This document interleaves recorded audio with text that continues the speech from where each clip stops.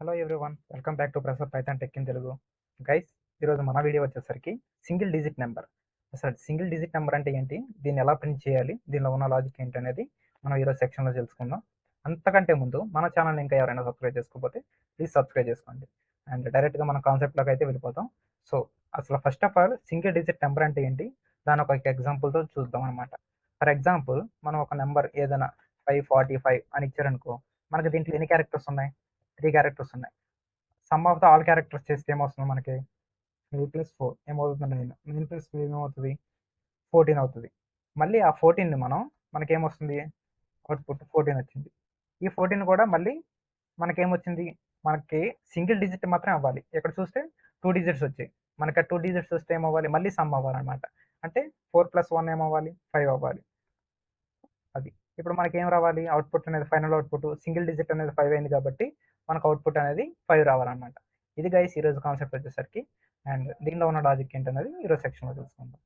So దానికోసం మనం ఏం చేస్తామంటే ఫస్ట్ ఒక ఇన్పుట్ని రాసుకుందాం.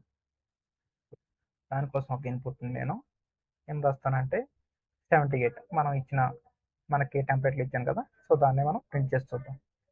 సో దాన్ని ఎలా ప్రింట్ చేయాలంటే n ఈజ్ ఈక్వల్ టు, నేను ఇచ్చిన ఇన్పుట్ని తీసుకుంటా, ఇంటీజర్లకు కావాలి కాబట్టి ఇంట్ ఆఫ్ ఇన్పుట్. సో మనం ఇచ్చిన ఇన్పుట్ని తీసుకున్నాం స్టార్టింగ్. సో నేనేం చేస్తానంటే ఇంపోర్ట్ మ్యాథ్ ఫంక్షన్ వాడి దీన్ని సాల్వ్ చేస్తాను అనమాట.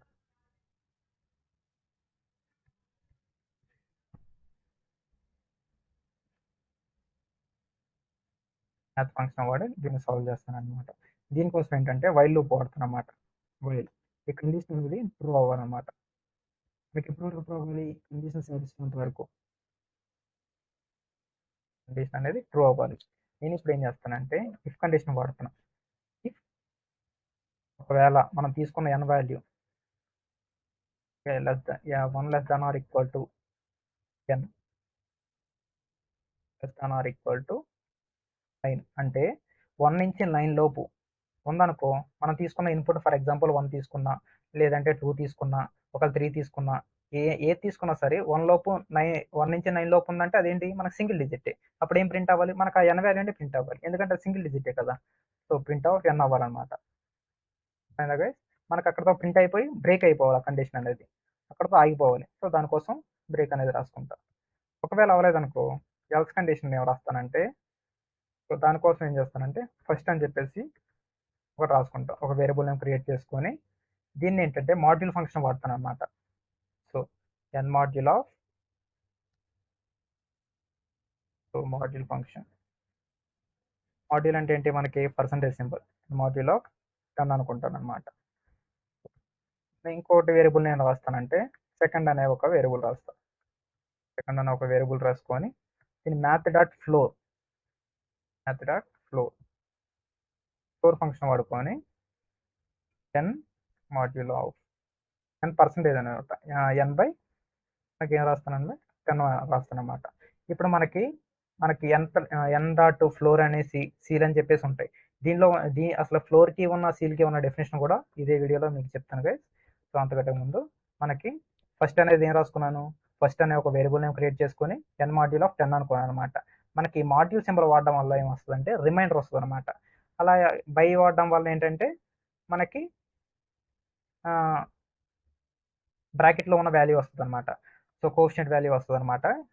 సో దానికి దీనికి ఉన్న ఈ మాడ్యూల్కి ఉన్న ఈ బైకి ఉన్న వేరియేషన్ అనమాట. సో దీన్ని ఏం చేస్తానంటే n is equal to first plus second అంటాను అనమాట. First plus second. ఇప్పుడు ఏమవుతుంది, ఒకవేళ మనం n వాల్యూ కనుక 1 నుంచి 9 లోకి తీసుకున్నాం అనుకో, మనకు ప్రింట్ n అనేది ప్రింట్ అయిపోతుంది అనమాట. ఒకవేళ అలా కాకుండా ఎక్స్ట్రా పెద్ద వాల్యూ తీసుకున్నాం అనుకో, 2 డిజిట్ కానీ 3 డిజిట్ కానీ వాల్యూస్ ఏమైనా తీసుకున్నాం అనుకో, అప్పుడు ఎల్స్ కండిషన్లోకి వస్తుంది. ఎల్స్ కండిషన్లోకి వచ్చి ఈ మాడ్యూల్ అవడం వల్ల మనకి రిమైండర్ వస్తుంది అనమాట. సెకండ్ అలాగే second is equal to math dot floor అన్నాను కదా. ఫ్లోర్ అంటే ఏం లేదు గైస్, మనకి సీల్ ఫ్లోర్ అని చెప్పేసి 2 ఫంక్షన్స్ ఉన్నాయన్నమాట.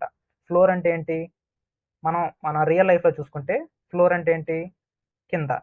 సీల్ అంటే ఏంటి, పైన. అంటే n/10 చేసామనుకో, ఫర్ ఎగ్జాంపుల్ n/11 చేసామనుకో, మన కోఎఫిషియంట్ ఏమొస్తుంది, 1 అనేది వస్తుంది. 1 పాయింట్ సంథింగ్ వస్తుంది.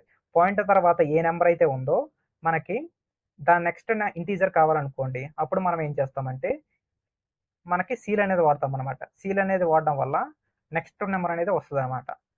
ఫర్ ఎగ్జాంపుల్ n/10 అన్నాను కదా, మనం 11 తీసుకున్నాను అనుకో, 10 11 డివైడెడ్ బై 10 అని అనమాట. మన కోఎఫిషియంట్ ఏమొస్తుంది, 1 పాయింట్ సంథింగ్ 2 సంథింగ్ అలా వస్తుంది అనమాట. మనకి ఫ్లోర్ ఫంక్షన్ వాడడం వల్ల ఏంటంటే మనకి పాయింట్ తర్వాత కన్సిడర్ అవ్వదు, ముందు నెంబర్ వరకే కన్సిడర్ అవుద్ది అనమాట. సో దానికోసం నేను ఫ్లోర్ ఫంక్షన్ అనేది వాడుకున్నాను అనమాట. ఇది గైస్ ఫ్లోర్కి అండ్ సీల్కి ఉన్న డిఫరెన్స్. సో ఇది ఒకసారి మనం దీన్ని ఒక ఇన్పుట్ తీసుకొని ప్రింట్ చేసి చూద్దాం. 78 అనేది తీసుకుందాం. ఒకసారి రన్ కూడా కొట్టి చూద్దాం. మనకి 78 అంటే ఏం రావాలి, 7 + 8 అంటే ఎంత, 15. 15 అంటే 1 + 5 వస్తుంది కదా, 1 + 5 అంటే 6. ఓకేనా, అవుట్పుట్ 6 వచ్చింది. అలాగే ఇంకొక నెంబర్ ఏం తీసుకుందామంటే 155 తీసుకుంటాం. 155 అంటే ఏం రావాలి, 1 + 5 అంటే 6, 6 + 5 అంటే 11, 11 అంటే 2 వచ్చాయి. సో 1 వచ్చాయి, 1 + 1 అంటే 2 రావాలి, అవుట్పుట్ 2 వచ్చింది కదా. చూసారా గైస్, ఇది ఈరోజు కాన్సెప్ట్ వచ్చేసరికి.